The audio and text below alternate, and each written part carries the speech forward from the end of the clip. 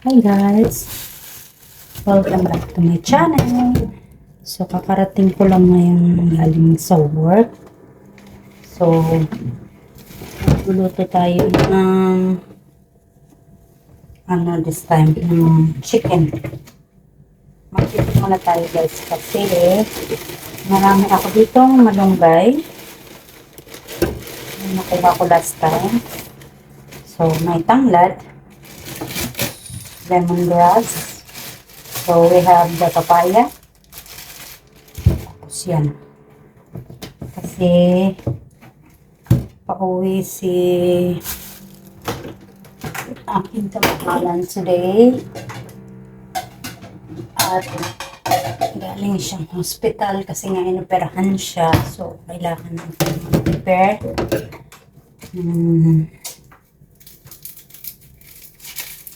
kanyang dinner para pagdating niya. At least, makapagpahinga muna. So, hindi niya man sinabi na pagluto ko siya, kaya lang sa pagluto na lang kita.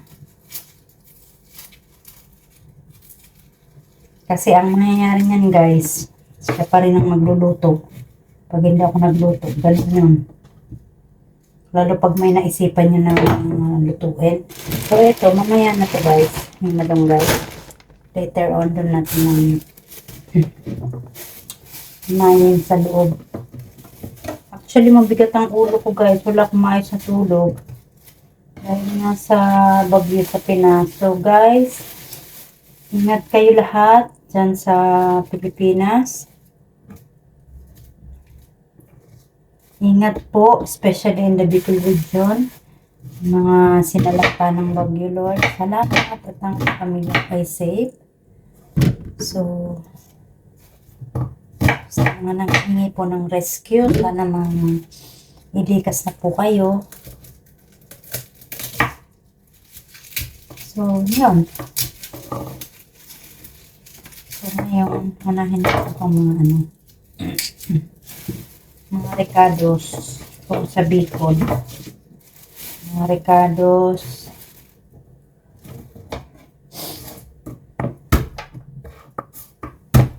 So, hindi muna ako guys nagbihis. Kasi,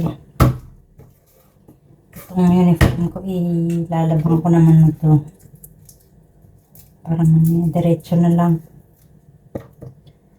Diretso na akong bihis bago ako pahinga. Tulog ako ng konti. Mamaya.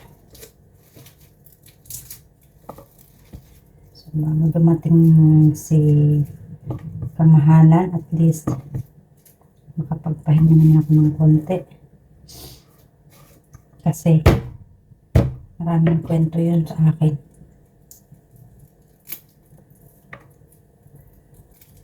Pinagsiklib kasi siya ng doktor niya.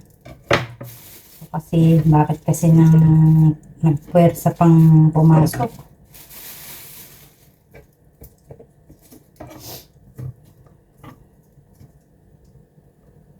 Ay, Diyos ko.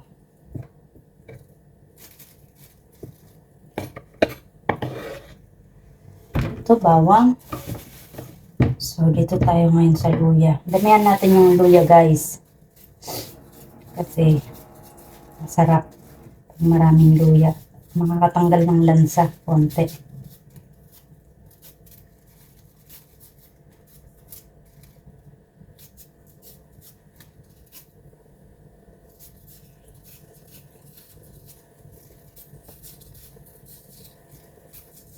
Ubusin ko to guys, isang buong luya na to. Masarap to. Lalo na pag medyo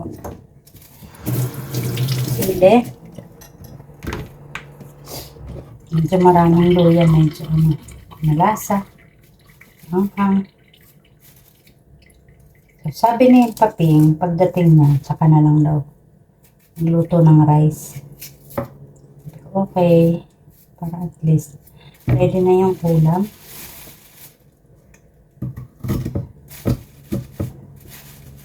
So, off na lang.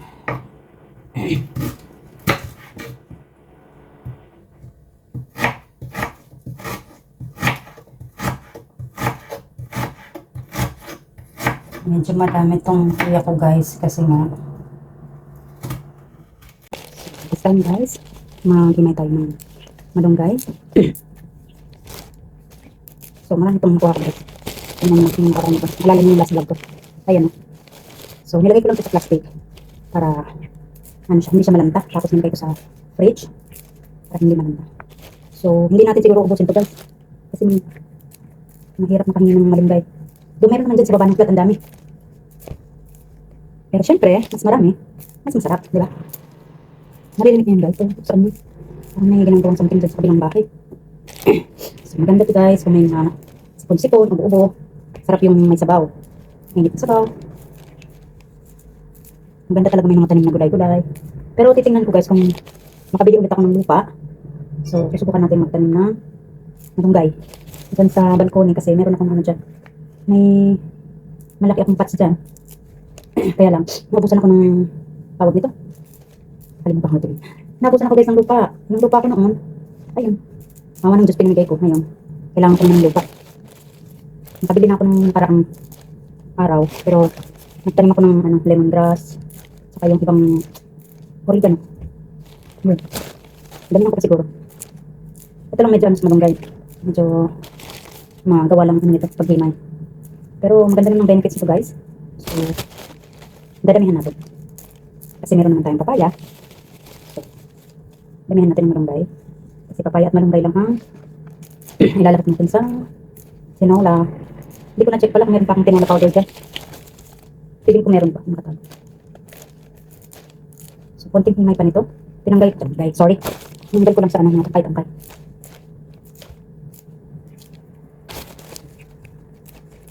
May natin siguro ito guys.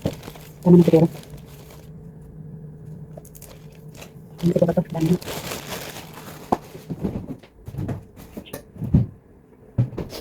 Okay. So, himay is life. Mag-inom tayo guys ng laban.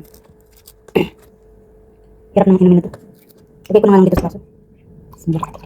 Ang hirap inumin.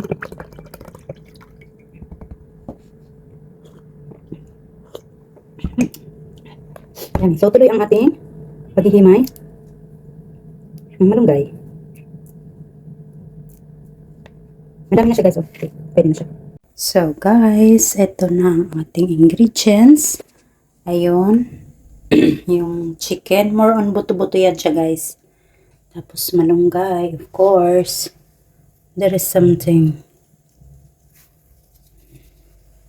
Ay, dilaw siya. Ayan na. Tapos, opak. Isang kaban na luya. Charis.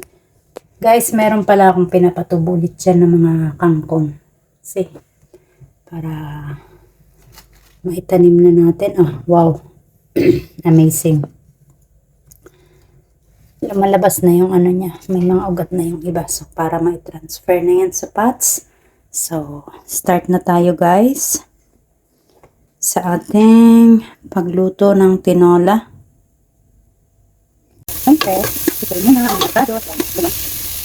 Ang kapalang mo natin. Kuya. At ang kataan. Hindi. Kasi, yung uniform ko, ilalagyan ko naman. Better control. Ano? Hindi na kailangan mag-ibig. After ko lang pagluto ko. Ano lang natin yung mga avocado. Paano natin? Medium brown. So, kayo guys. Ano ang inyong dinner for today? For today's video. Okay. So, see you later. Guys. Sunod ng ating nail. Siyempre, gigisa muna ng manok. Mas gusto ko to guys, yung ano lang siya. Buto-buto. Kasi, parang buto-buto yun guys. Kasi, mas malasa siya.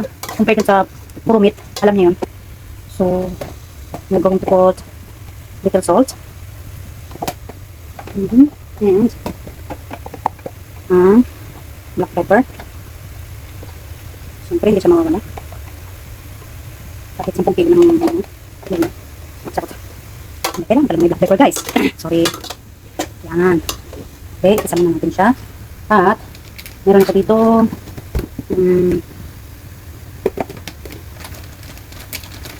yung pamintang buo. Sabi yan. So, ito lang kayo siguro. Diba? Nakakabang na. Tapos meron ako dito. Alam ko may ano ko dito eh. Yung tinola. Ano to? Ano to? Black pepper. Transfer ko na. Meron ako dito ng powder na vegetable fire rin. Ang tawag ito? Vegetable broth. Makawag ito. Pero ano ko ng konti. Tasty yan siya. So, what else? Meron pa ako dito. Ano yung meron ako?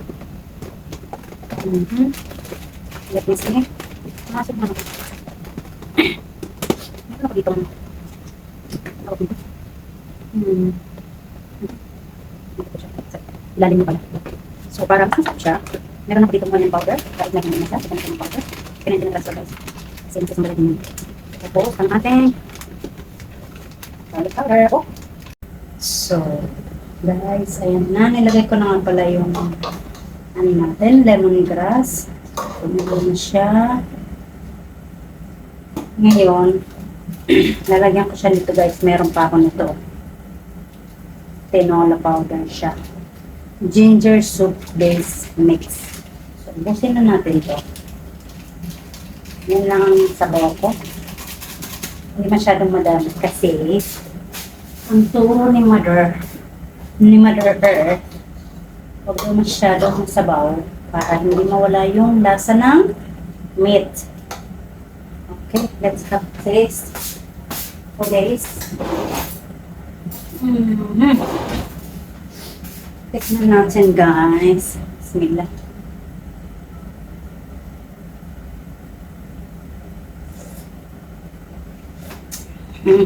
Wow, amazing. Mahang siya guys. So this time, nilagay na natin ang papaya. Excuse me. Nasamid ako dun sa ano. Nasamid ako dun sa anghang. Ang bongga. Ang mga gusto ko guys. Sabaw mo maanghang. At syempre, pag malambot na yung ating papaya, so, susunod na natin ang ating malunggay. Favorite kasi ito ni Khalid. Gusto niya talaga ang tinola. Gusto niya ang tinola. Yan, tinola, adobo, sardinas, yan ang mga gusto niyang Filipino food. Ano pa ba? Spaghetti. Yan. Paitan. Gusto niya yan. Oh. Sakto lang ang ano ko guys, ang aking tawag nito. Feeling ko lalagyan ko siya ng lemon. Sakto lang ang sabaw ko guys, sakto lang yan. Bismillah. Eto guys, ano na to? Lemon juice na to. Substitute siya. So, kung wala kang lemon, do meron naman ako dyan. Okay na yan. Tapos, yung panlasa ko is kaunti pa. I think I'm going to put a patties. A little bit. Oh, halas. It's enough. Okay. Magpa-final test tayo. Test natin ng ano, ng lasa. Taste it. Tapos, ilagay na natin ang sili. Yan. Mga 10 kilo din ng sili guys. Test. Siyempre, masarap yung may sili. Bismillah. That's it.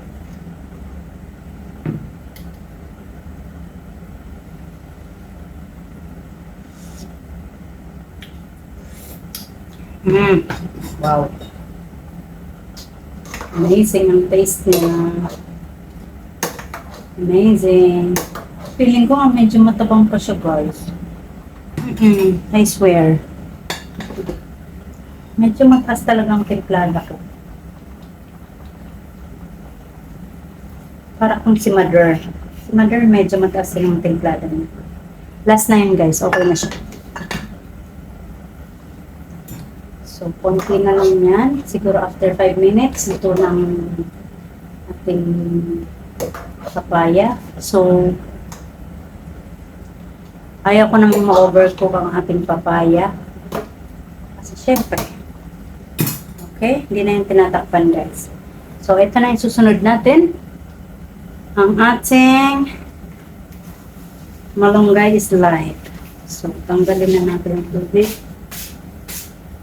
Hugas ulit. Kailangan maraming hugas.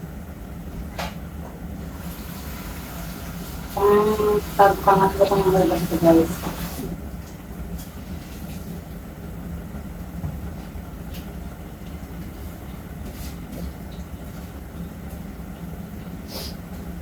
Pangatlong hugas ko na guys ng malunggay. Kasi alam niyo naman dito, masyadong malikabok. Na guys, malambot na po ang ating papaya. So, dahil ayaw natin ng overcook, alam na ang ating huling ilalagay ang ating malunggay na healthy. Diba? Ay talagang mga Pilipino. Malunggay is life. Kahit nandito sa abroad. Marami dito guys. Pagkong buhay, marami dito mga malunggay. Pwede kang maging sa kapitbahay. Kahit ibang lahi yan. Marami dito. Tapos, pwede ka rin bumili sa ibang supermarket. Sa ibang supermarket, meron yan, especially sa mga Manila supermarkets, Filipino store, ganyan. So, kahit dun sa Lulu, dun sa, ano yun Indian kasi ang may-ari yun, meron din sila. Minsan meron sa Manila supermarket, kasi ano sila dyan, aware sila na kahit sa ibang supermarket, kahit hindi Filipino supermarket, minsan may binibenta sila. Aware sila. Yung Filipino ay